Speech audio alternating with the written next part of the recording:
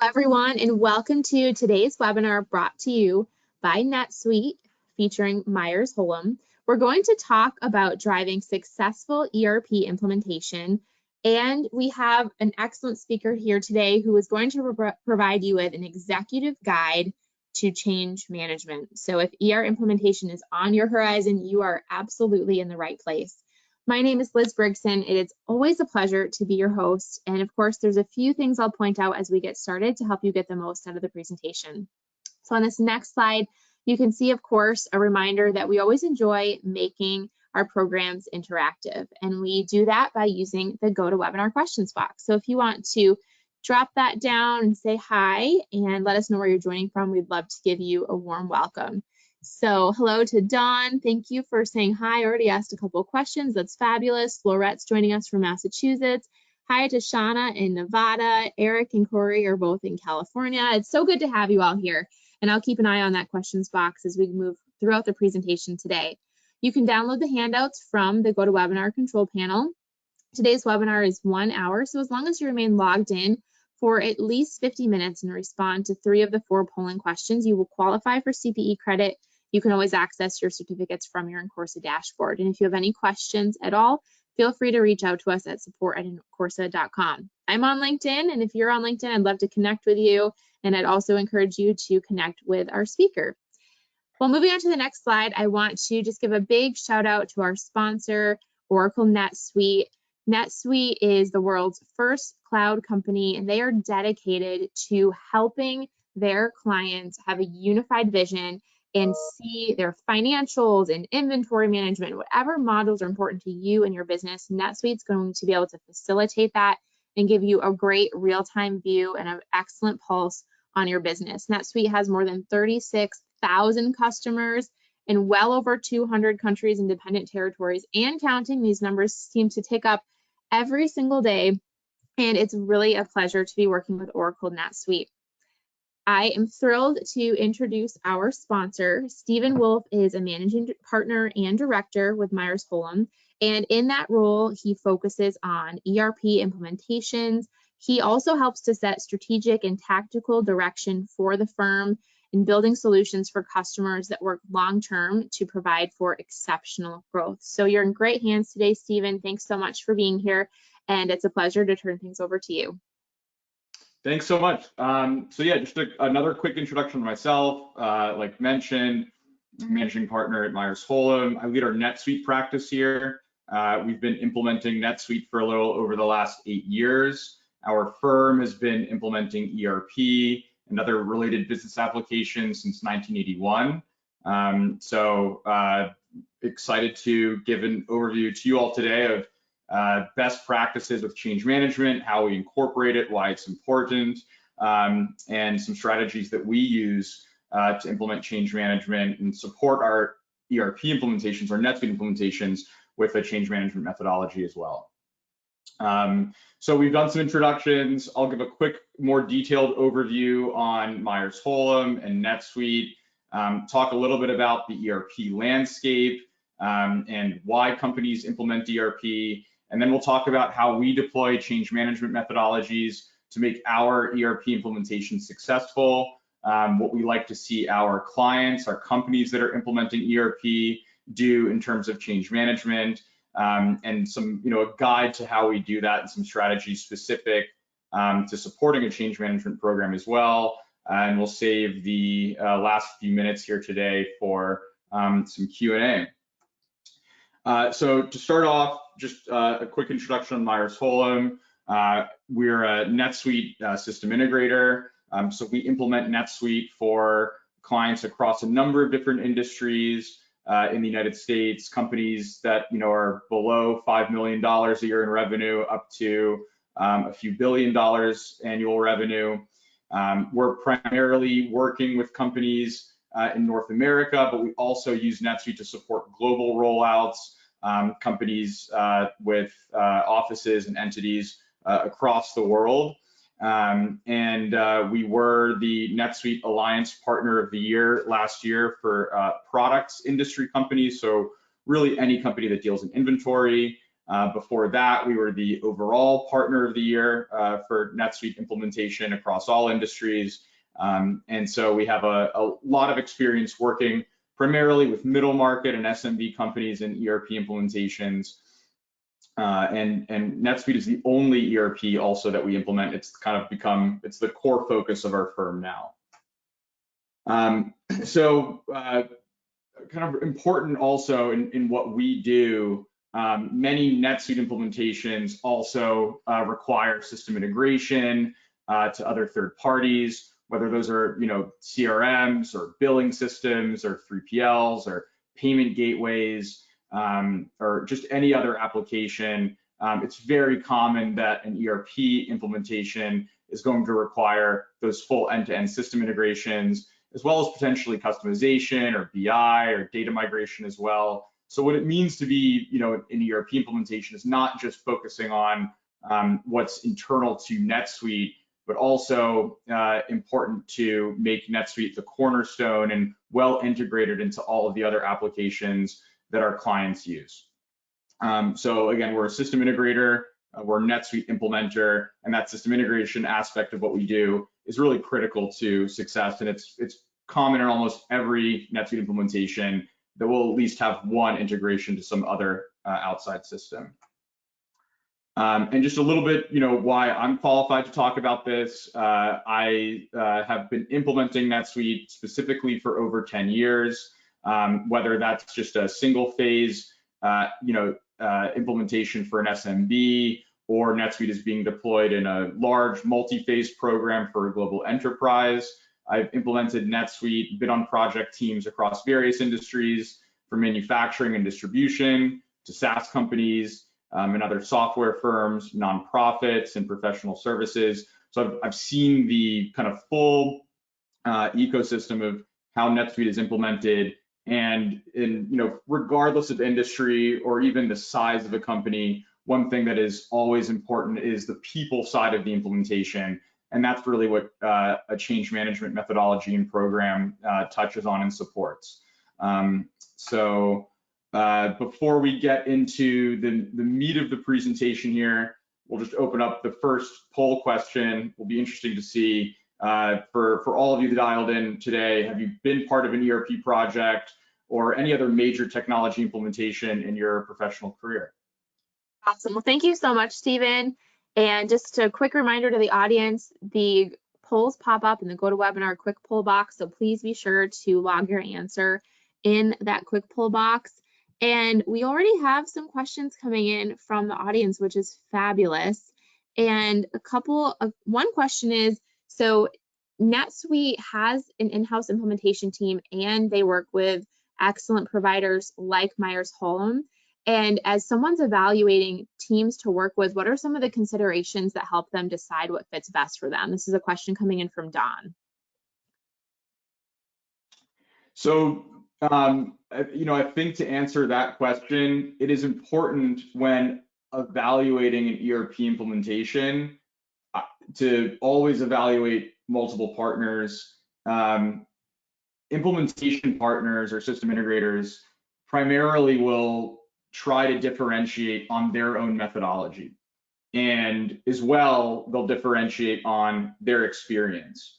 What we found, especially in the SMB, is that the partner ecosystem and the system integrator ecosystem over time will start to specialize in certain industry types, even very niche specific industries or broad industries such as manufacturing or distribution.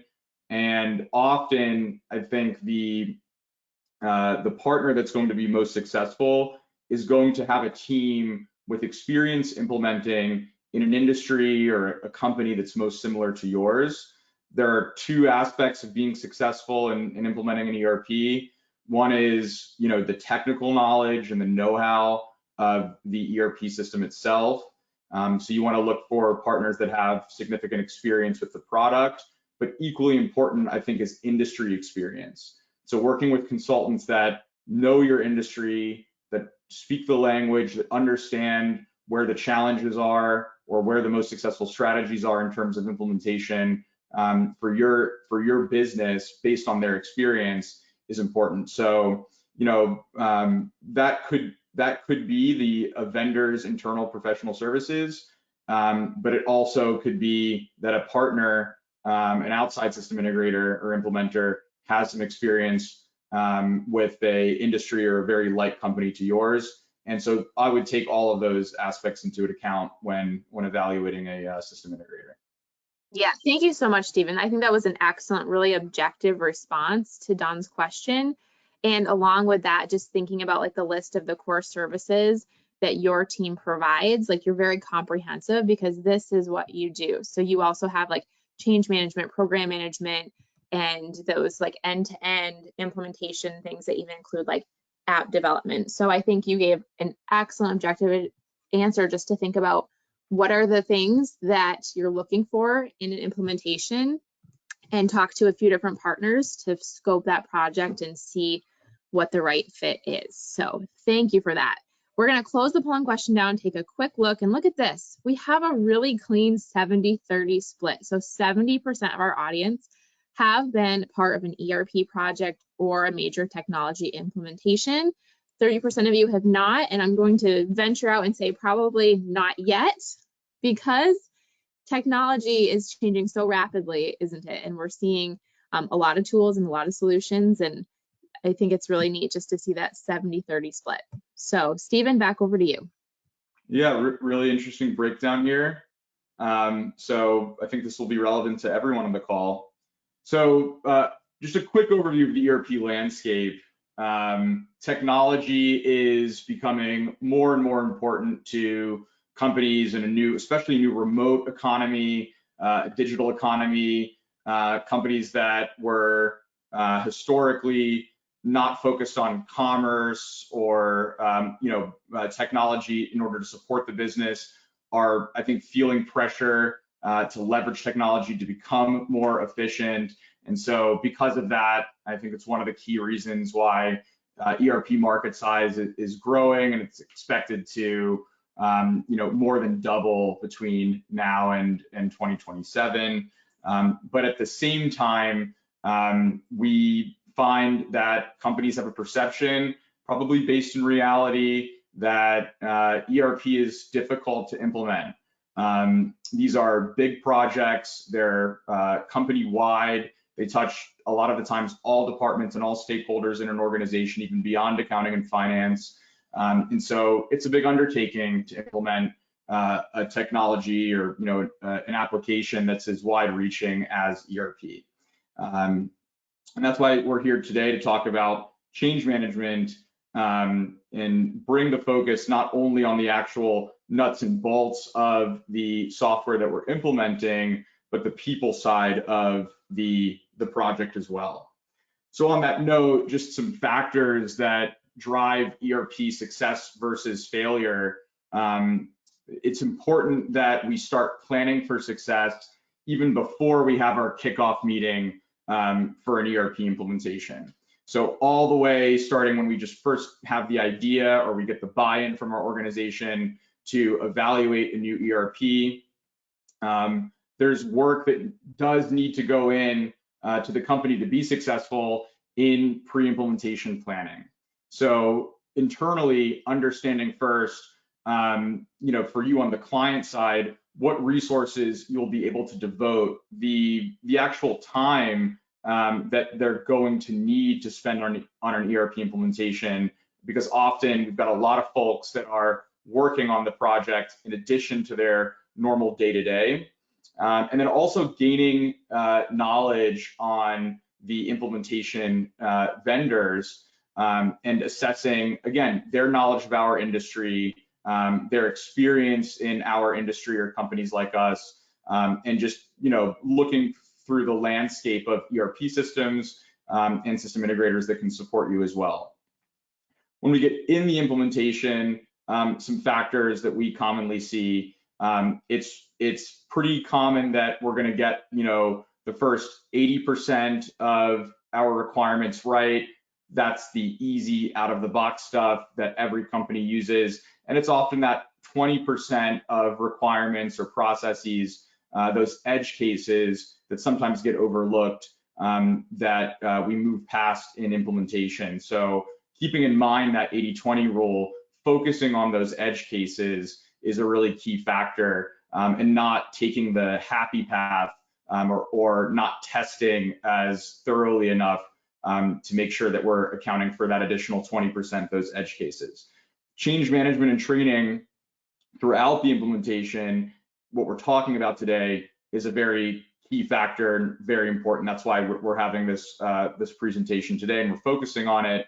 Part of that, inadequate testing, rushing through the implementation to hit a timeline, not spending the right amount of time in testing, something that simple is a common problem in implementation. And then also for larger organizations, implementation fatigue. Sometimes it's just a requirement that a project is going to take 12, 16, 24 months if we're rolling it out across multiple entities, or across the global enterprise. And it's difficult for organizations to maintain momentum throughout a longer term timeline implementation.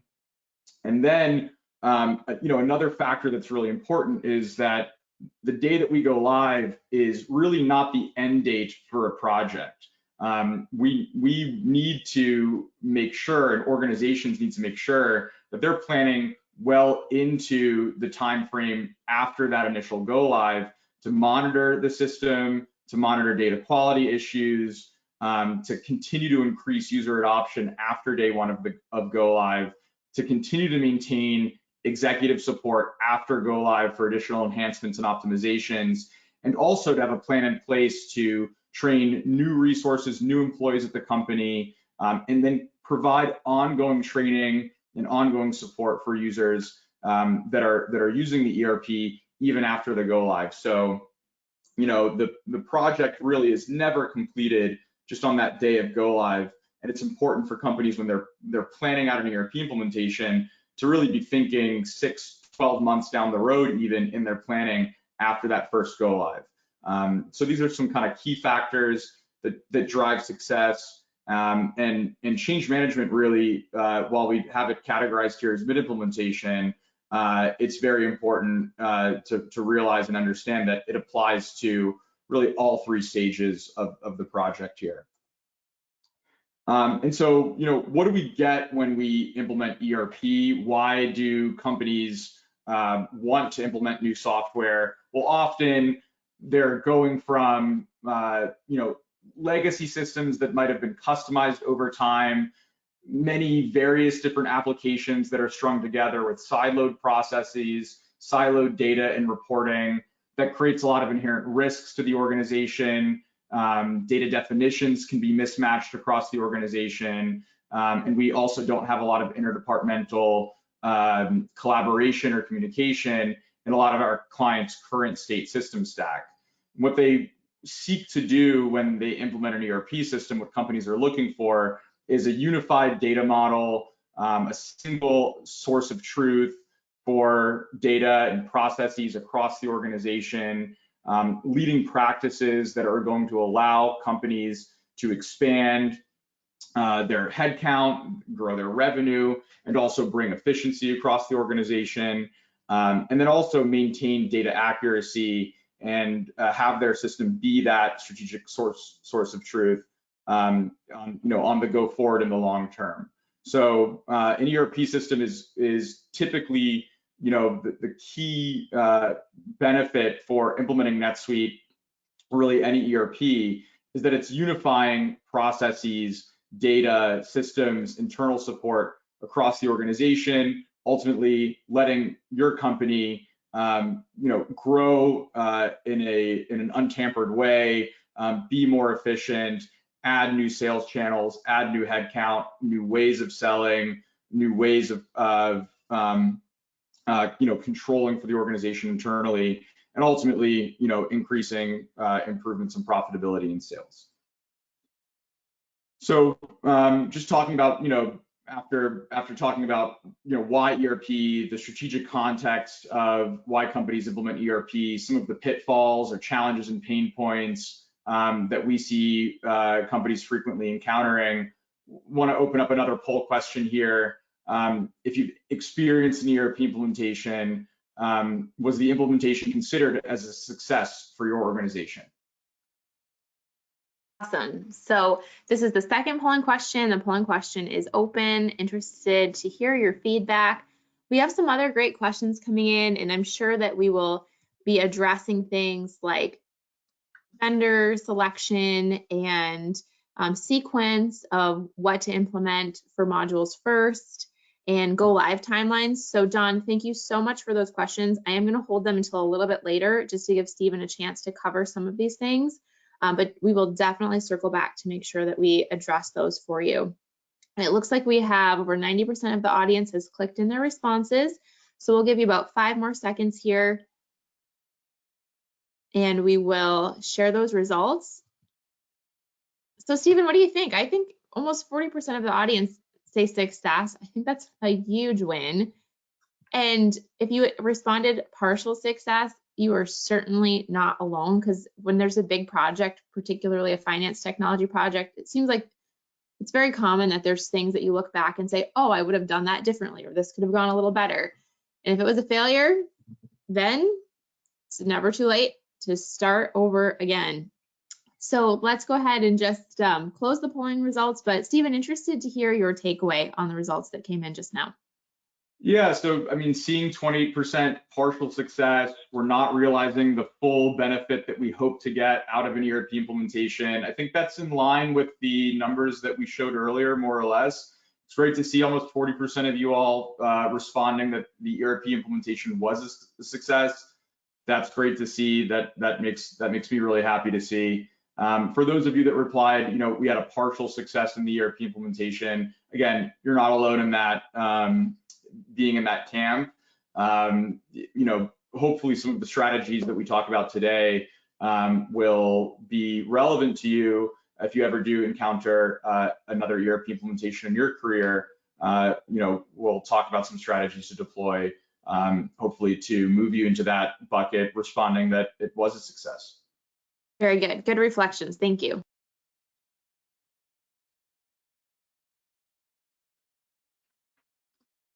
Okay. So moving on here to talk about kind of the meat of our presentation, the role of change management and making an ERP project successful. So first, to define really what change management is, it's simply the people aspect of implementing an ERP project. And we see change management methodologies and approaches and really can be applied to any type of project that your company is undergoing, which is going to insert or introduce change into the organization. But it's really relevant to ERP implementations as well.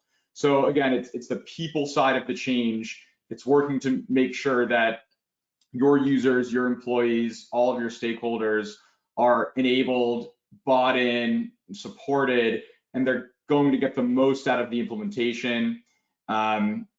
The activities and deliverables for the ERP project need to be closely tied to our change management plan. We need to bring that discipline into the projects that we are implementing. Change management, when it's applied correctly, increases the amount of collaboration that we have between our core stakeholders and the folks that are, you know, heads down, hands on keyboard, implementing the ERP. And ultimately, it's meant to prepare all of your key stakeholders, your executive sponsors, to make the most use of the ERP and to feel confident and comfortable and familiar with the application, familiar with the new ERP by the time that we do go live. So one more poll question before we get into some strategies here. For all of you that have been part of an ERP implementation, what have you found to be the key factors in making sure that change management is successful? Great. This is the third polling question, and we have it up on the screen. So what have those key factors been? Has it been the vision and the planning that you put in on the front end?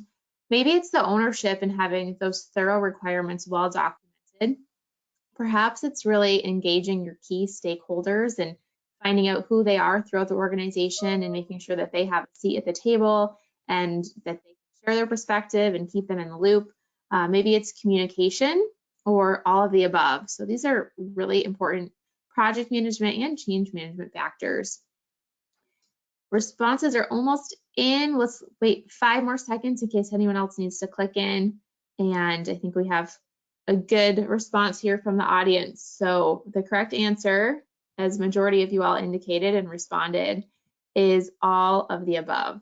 I am attempting to share those results. There we are. They're up on the screen now. So all of the above. So there you are. And Stephen, it should be back to your slide in a moment. Absolutely. Yeah. So all of these aspects, which we're going to dive into, are probably equally important in executing a successful change management methodology. From when we start the project, the initial planning, aligning the organization on the overall project vision, building ownership in the organization by collecting and documenting requirements in a thorough way, tying those requirements back to the stakeholders that submitted them. Key stakeholder engagement, that means, identifying the business process owners, the super users, the folks that are in seat in our stakeholder roles that are going to allow us to, that are going to be champions for the ERP implementation and allow us to be successful in deploying the new ERP to their respective departments. And then communication, really important as well. Thoroughly communicating the project to the entire organization, even to folks that aren't day-to-day involved in the implementation. We want to have a lot of visibility on the project when we implement ERP, because it is such a broadly applied application to most organizations. So for those of you that answered all of the above, great to hear. And for the folks that picked one of these two, I can sense that it may have come from prior experience, maybe a gap in the project that you were involved in. So we'll talk about some of these as well when we go forward. Okay. So moving on, we'll talk about some of the key elements now to a successful a change management methodology in an ERP implementation. The first we like to call kind of the first pillar here, we like to call create urgency. So when we're in an ERP project, we typically will have a go live date that's several months away from the original kickoff date. And these are typically long timelines in ERP projects. Some can be as short as maybe 4 or 5 months, or even less. But commonly, we'll also see ERP implementation timelines that are 8, 12, 16, sometimes even 24 months away from the core go live. We do like to show value as early as possible in a timeline. So we like to phase our implementations out. We don't often want to have a go live date, that is 12, 16, 24 months away from that initial kickoff, but sometimes that is the scenario as well. In any case, these are long timelines, and in order to maintain momentum, keep everyone engaged throughout the project, we want to create urgency in everything that we do. So you all are probably familiar with just weekly status meetings. Having that weekly cadence where we are reporting back to the organization the status of the project, there's an aspect of change management in this as well. It's a basic tenet of an ERP implementation methodology, but making sure that we stick to those weekly status meetings, that those are handled on a regular cadence, and that those are communicated out to the entire organization is very important. In addition to the weekly status meeting that might only contain key stakeholders for the ERP project, we also will commonly provide, in the form of, say, a newsletter or a larger communication out to the entire organization, regular progress updates on the status of our ERP project.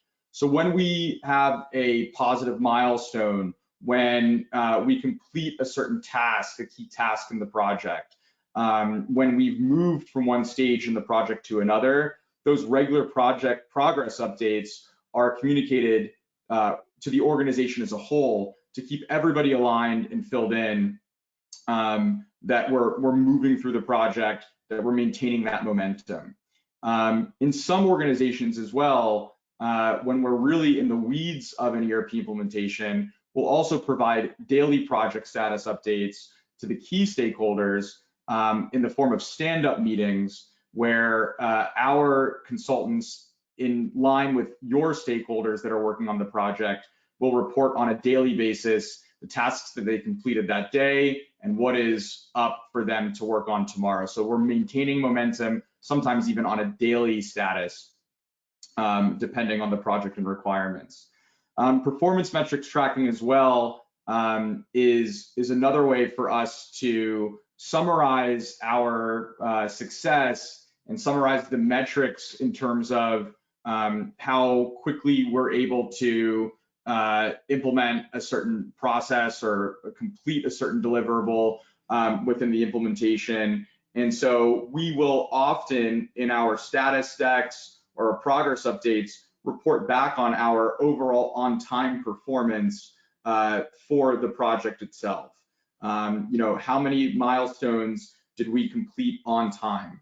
How many documents were delivered late? Which of those sub-milestones within the project are we completing correctly on time the first time around? So we'll report back to the entire organization how the team is doing from a metric standpoint, and that will also help us, mobilize resources, motivate folks to maintain that momentum throughout the timeline, and track our performance in more of a KPI or metrics-based way. And then finally, what's really important as well is that we have a clear set of milestones in our project plan to report to and to hold ourselves accountable to for the implementation. It's common to see, a common pitfall is that the implementation teams and the organizations are all really focused just on that one go live date. And the approach that we prefer to take is that we're only focused on the next milestone. We approach every milestone with the same amount of seriousness as we do that final go live date, and we don't rationalize in the project plan or in our execution of the project that we can be 1 to 2 weeks late on a milestone and make up that time later on in the implementation. So each milestone in the project, whether it's completing our initial design documents or completing our initial configuration walkthroughs, completing our user training, completing our user acceptance testing, those completion milestones that are within the project, we approach with the same amount of severity and seriousness as we do that final go live date. And we're never going to rationalize in an ERP project that, well, we were a couple of weeks late on finishing UAT, but we'll still be able to hit that go live timeframe if we just speed up on the next step. Every sub milestone in the project needs to be completed on time. Otherwise, we do risk needing to push back that go live date if we're not completing those milestones on time.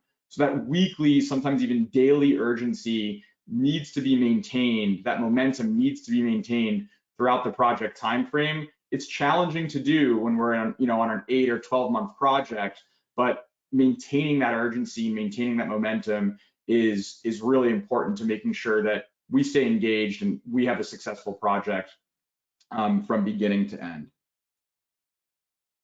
So circling back a little bit, we talked about maintaining urgency within the project.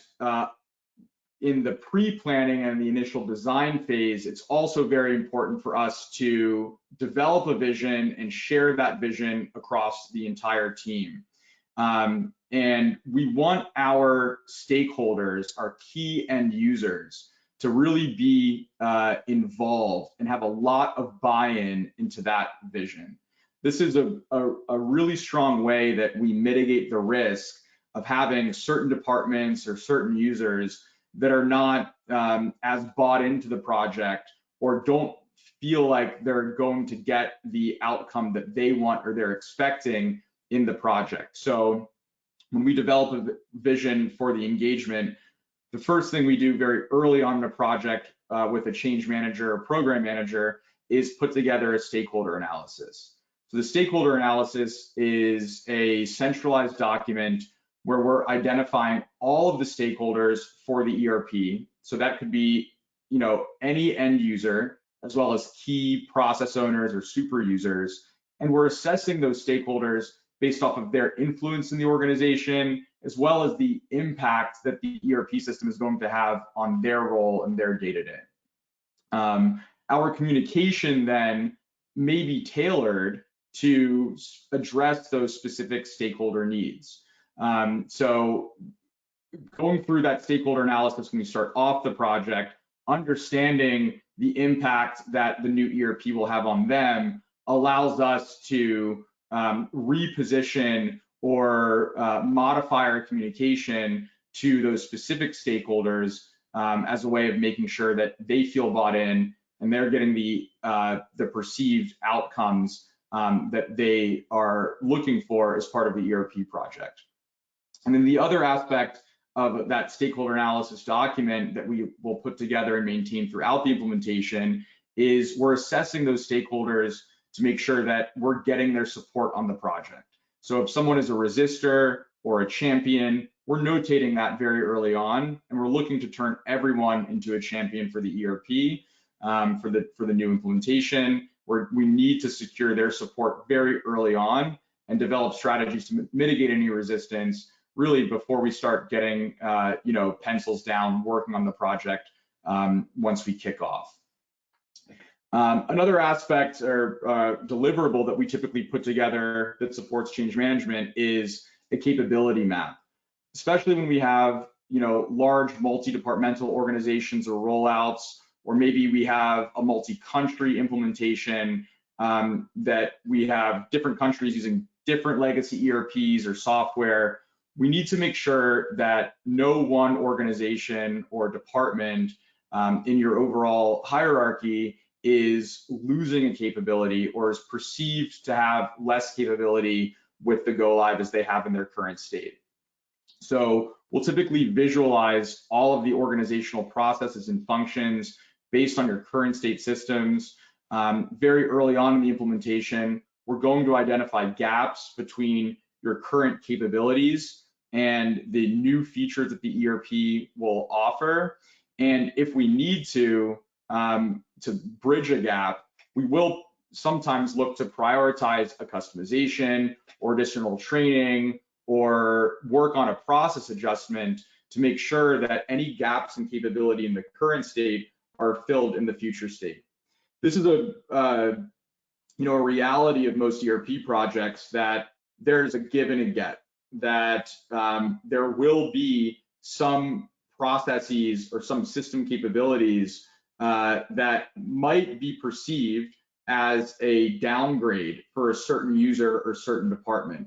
On the whole, when we implement a new ERP system, it's a net benefit to the organization. We're getting a unified data model, we're gaining more features and functionality. The organization as a whole is going to always be better off when we're upgrading or adopting a new ERP system. But there very commonly will be certain scenarios where a specific user or a specific department might actually be changing their capability, or it may be perceived that they'll have less capability in terms of automation or process, or just even, they like the way that their system does something today better than they will in a new ERP. And so putting together that capability map very early on and tying it down to departments and stakeholders and addressing where the gaps are very early in the implementation is a key aspect to change management, because we need to know where we need to mitigate that risk. And one of the ways that we do this as well is collaborative workbook sessions and collaborative fit gap. So if we're just working on an ERP implementation without a change management framework, then what that commonly will look like is the ERP implementer, the system integrator, is going to go collect requirements from the team. They're going to then make their own comparison without a lot of involvement from the end users or the stakeholders, where the fit and gap are between the current state requirements and the capabilities that the new ERP has. Where we would typically implement a more collaborative approach with a change management methodology in mind is including those stakeholders into what we call workbook sessions and collaborative fit gap sessions. So very early on in the implementation, during the analyze stage, during that early design stage, we're actually pulling teams in, providing your end users with a baseline training and fundamental understanding of NetSuite or of your new ERP, and we're demonstrating in a detailed way the new ERP system's capabilities or NetSuite's capabilities in line with their requirements and their current state capabilities. And then we're polling or asking the end users to submit where they see there might be a gap or they see a fit between NetSuite or an ERP standard capabilities and what they have today with their current systems. So again, rather than just having your ERP implementer decide for you where they see the gaps are in capabilities or system processes or functions, we're asking the end users to go through these workbook sessions and these collaborative fit gap sessions with us and report back to us where they perceive there might be a gap. We then take all of those responses, we consolidate them, and that informs our final design phase very early on. So we're bringing those end users into our fit gap documentation. We're consolidating all of the end user responses. We're tying back our design phase directly to our end users' input as part of the early analyze stage in an ERP project. So we've talked about, you know, creating urgency, maintaining momentum. We've talked about our initial design phase and how we want to involve users in developing a vision of the system. And we then need to share that vision with the entire organization. So this ties back into a couple things I've already talked about, but key to sharing the vision is making sure that we have the right amount of information that's being communicated to the entire organization throughout the project timeframe. So again, weekly status meetings, those might just be relevant to the core project team. On a weekly status meeting, we're typically talking about some technical granular details. We're talking about budget. We're reporting on specific status within the ERP implementation. That information isn't always relevant to the entire organization and all stakeholders. So the weekly status meeting is really for that core project team. And what we do in addition to that is additional executive communication or additional project communication to the full organization. So that can be in the form of a monthly project digest or a newsletter or a pared down version of that status report that gets sent to the entire organization. We want to be over communicating, letting everyone in the organization know where our ERP project stands, what are the milestones that we've hit, what are the challenges that we're encountering. Keeping everybody bought in and keeping that level of transparency is just really important for getting, you know, buy-in and making folks excited for the project and the go live that's to come.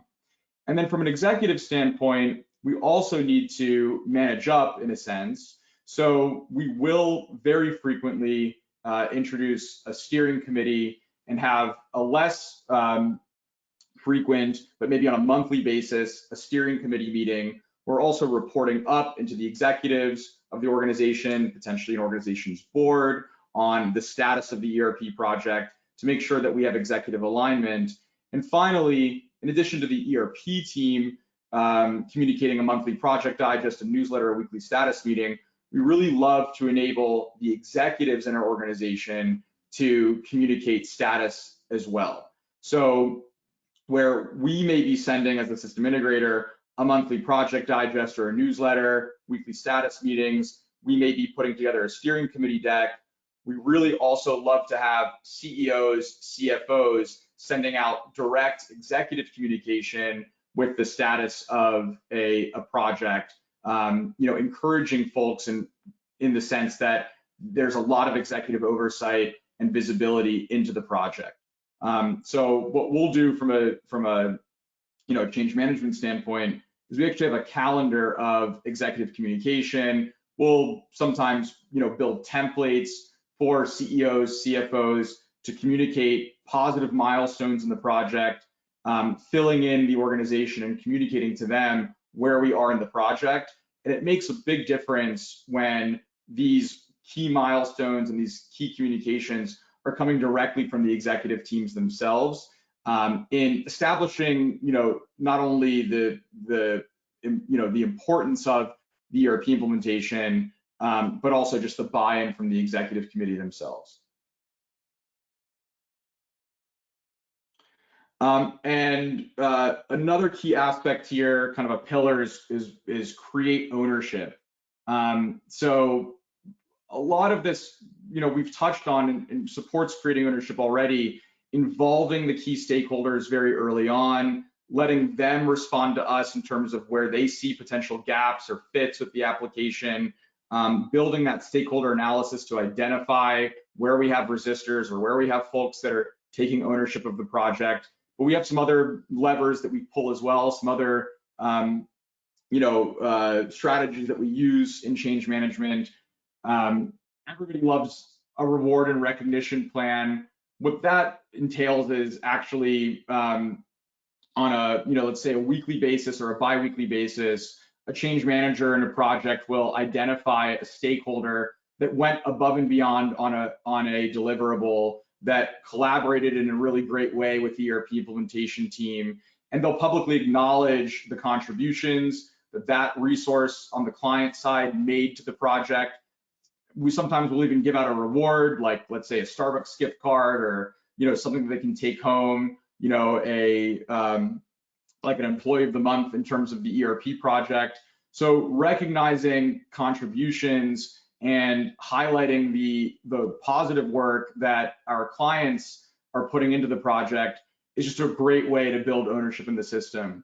On the stakeholder analysis as well, very early on and throughout the project, we're also spending a lot of time identifying who will be a super user or business process owner. So we want to have these super users and business process owners involved in every department. We want every department in the project, whether it's sales, marketing, or AP, finance, operations. We want to have super users that are going to be above and beyond to own the system, to be responsible for rolling out the ERP successfully with their department identified very early on. And those super users and BPOs will be engaged in the project at a higher level than their subordinates or the rest of the stakeholder population.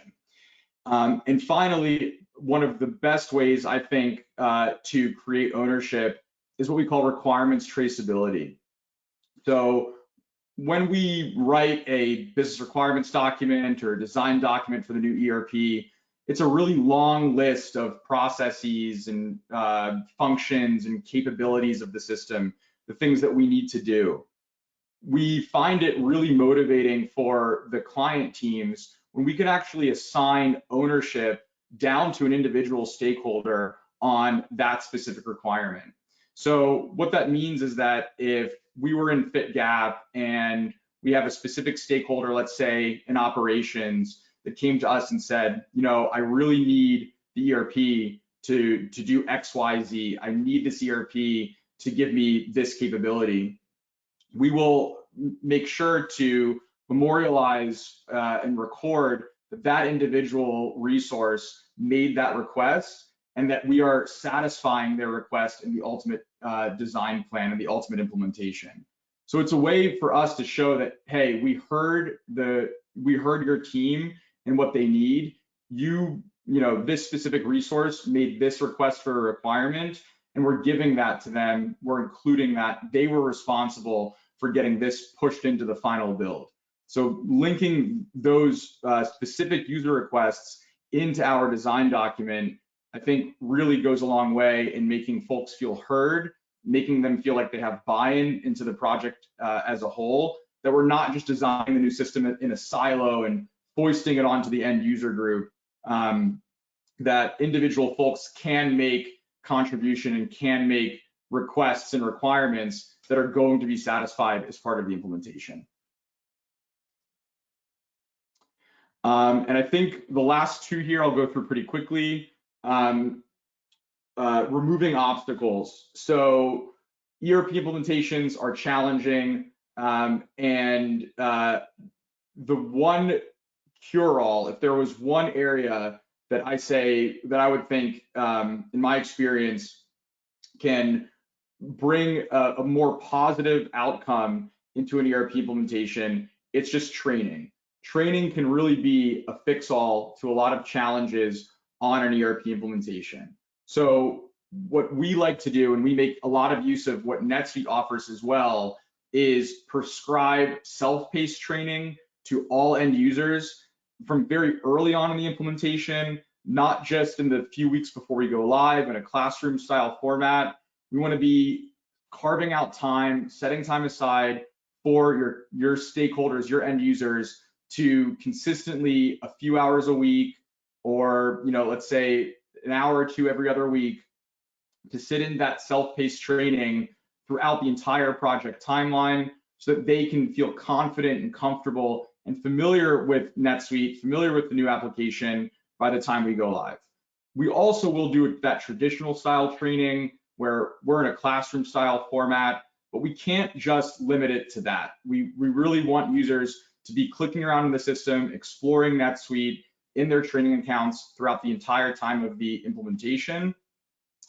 And as well, a thorough user acceptance testing where we're going through multiple rounds of UAT is very important to a successful outcome. So this is one of the most important aspects of an implementation. This is really where the rubber meets the road, and making sure that UAT is thorough, that folks aren't just rushing through it to get back to their normal day-to-day, is really key to making sure that they're also familiar again and comfortable with the system by the time that we do go live.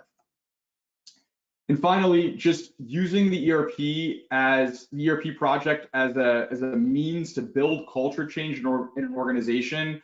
We found that when we're in a design session or discovery, or we're in walkthroughs or user acceptance testing, these are sometimes a rare opportunity for organizations to have folks from different departments all in the same room together, learning about what these cross-departmental processes are, working on a single unified outcome and project together. And so ERP projects are a great way to build a more unified culture across the organization, for folks to see what other departments do, and see their impact as well on the outcome of an ERP project. So from taking a poll early on in the project to name it, to give it a cool and fun name for the ERP implementation, to making sure that we're having cross-departmental collaboration in testing or training or design and discovery sessions, and then having regular team celebrations where everyone is involved for a certain milestone. These are really fun and I think effective opportunities for us to use the ERP project as a way to build culture change and rally everybody against that single unified go live. So I've just got a few minutes left here. So we've got one final poll question. Which one of the following is the highest priority in your organization for ERP and related technology implementations? Great, thank you. So this final polling question is up on the screen. And so interested to know which of the following is the highest priority for your organization. So is that unifying the teams with consistent and consumable standard operating procedures, such a great helpful foundation, lowering overhead with integration and providing for greater flexibility. Maybe you're really looking forward to having a single source of truth for both your financial and your operational systems. Maybe you have a lot of manual reconciliations and reporting, and you know that your team could save a lot of time if you could get more of that systematized. Maybe just centralizing key data input across all of your departments. So interested to hear from you about that. We'll close the poll down in about 5 seconds or so. Just wanted to check on how the results are coming in. And Stephen, would it be okay if we jumped over to the questions then from the audience, or do you want to just wait a minute on that? Sure. Okay, so we'll leave this final polling question open for a little bit, and then just so kind of logistically, right, we talked a lot about change management.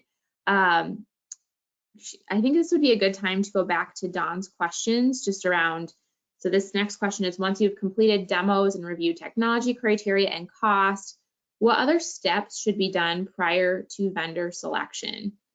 Now here on the polling question, you mentioned SOPs, so standard operating procedures. So maybe that's something to think about, like when do you do your SOPs and when do you make that final decision on vendors?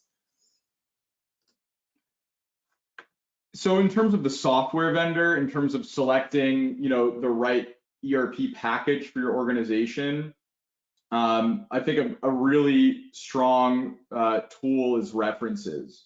So, what we found in the work that we do is that, there are commonly a lot of contemporary companies that could be similar to yours that have already gone through an ERP project. What we found is that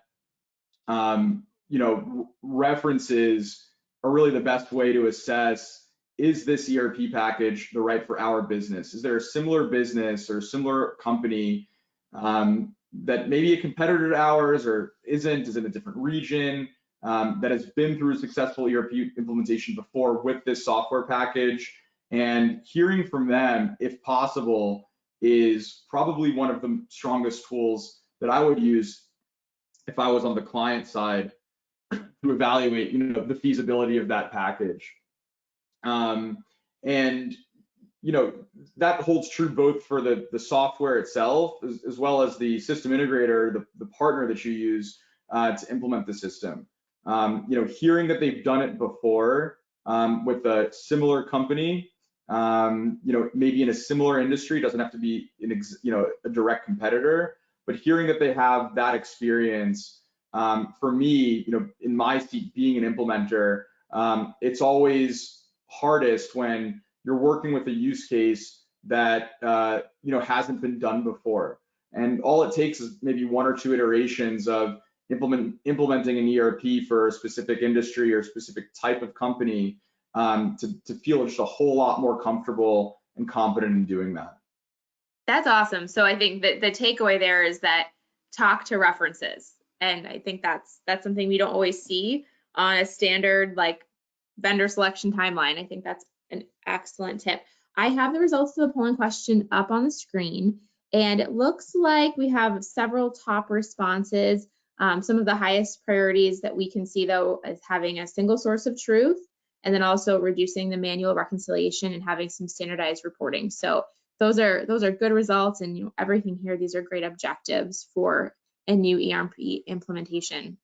So we're getting back to your slides, and in the interest of time, I think that for other follow-up questions that it might be more specific, I would definitely encourage all of you to get in touch with Stephen and talk a little bit more about the tactical elements of implementing ERP. So we have launched and closed our fourth polling question. And thank you, Stephen, for being willing to take audience questions as we went today. I think that was really helpful to address some of those concerns and the things that were on the mind of our audience. So can you tell us a little bit more about how someone would get in touch with you to continue the conversation? Absolutely. You can email the address here on the slide at info@Myers-Holum.com, and I'd be happy to follow up in more detail with any one of you on the call today, just to discuss if you have any other questions or want to continue the conversation. Excellent. Well, thank you so much. As we close, I just want to share a few quick reminders. So we really appreciate you, Stephen, for joining us today for this important discussion, and thank you again to Haley and her team at NetSuite for making this possible. For all of you who attended, we appreciate your engagement and your interest in the program today. When you close the GoToWebinar control panel, a survey will pop up on your screen, and we would love your feedback. So if you want to go ahead and share your feedback and provide a recommendation for future topics, then we would definitely love to take that into consideration. You will be able to also access your CP certificate from your Incourse dashboard along with the slide deck, and the recording will be uploaded this evening. So if you want to listen again, share this conversation with your team members, we would encourage you to do that. And then of course, we hope that you will attend an upcoming webinar. So we have a webinar with NetSuite coming up next week about achieving year-end goals, and then also forecasting for fun and profit, how customer data holds the clues for your firm's future. So great topics coming up. Again, really appreciate NetSuite and their commitment to high quality continuing professional education. So thank you all so much. We look forward to having you back with us again soon. Until then, take care.